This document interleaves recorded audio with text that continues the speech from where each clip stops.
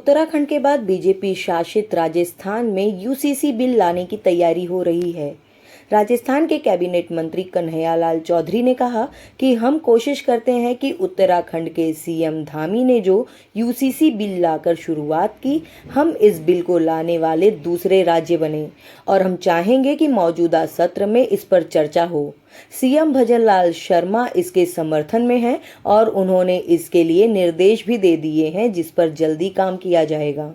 ऐसी कोई तैयारी नहीं है जी, लेकिन केंद्र में मैंने एक प्राइवेट मेंबर बिल पेश किया था जी, पर वो चर्चा में आता उससे पहले मैं चुनाव लड़के मेरे कारण इस्तीफा दे आया। और उत्तराखंड में जो कॉमन सिविल कोड पर वो लाया जा रहा है वो बहुत आवश्यक है, समय के हिसाब से, देश की परिस्थिति के हिसाब से, क्योंकि कानून सबके लिए बराबर होना चाहिए। एक देश एक कानून।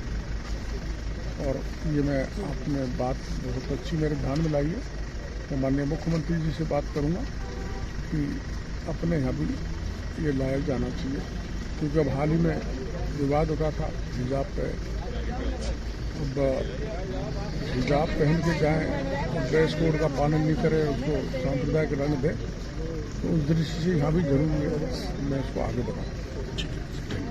उल्लेखनीय है कि उत्तराखंड की पुष्कर सिंह धामी सरकार ने मंगलवार को बहुप्रतीक्षित समान नागरिक संहिता यानी यूसीसी का विधेयक पेश कर दिया।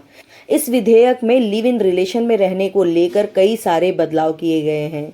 लिव इन रिलेशनशिप में रहने वालों के लिए रजिस्ट्रेशन कराना जरूरी होगा। बगैर वेब पोर्टल पर रजिस्ट्रेशन कराए कपल साथ में नहीं रह पाएंगे। रजिस्ट्रेशन न कराने पर कपल को 6 महीने की जेल हो सकती है, साथ ही 25,000 का जुर्माना भी लगाया जा सकता है। ऐसे जोड़े जिनकी उम्र 21 साल से कम है, वे अगर लिव इन में रहते हैं तो पहले उन्हें माता पिता की सहमति लेनी होगी। रजिस्ट्रेशन के बाद रजिस्ट्रार भी उनके अभिभावकों को इसके बारे में सूचना देंगे। लिव इन रिलेशन में रहने वाले युवा इस रजिस्ट्रेशन रसीद को दिखाएंगे, तभी उनको किराए पर रहने के लिए घर, हॉस्टल या फिर पीजी मिल सकेगा।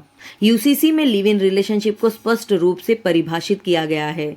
इसके मुताबिक सिर्फ एक वयस्क पुरुष और वयस्क महिला ही लिव इन में रह सकेंगे। वे पहले से विवाहित या फिर किसी अन्य के साथ रिलेशनशिप में नहीं होने चाहिए। अगर युवा गलत जानकारी देते हैं तो जिले का रजिस्ट्रार उनके माता पिता को भी समन भेजकर बुला सकते हैं।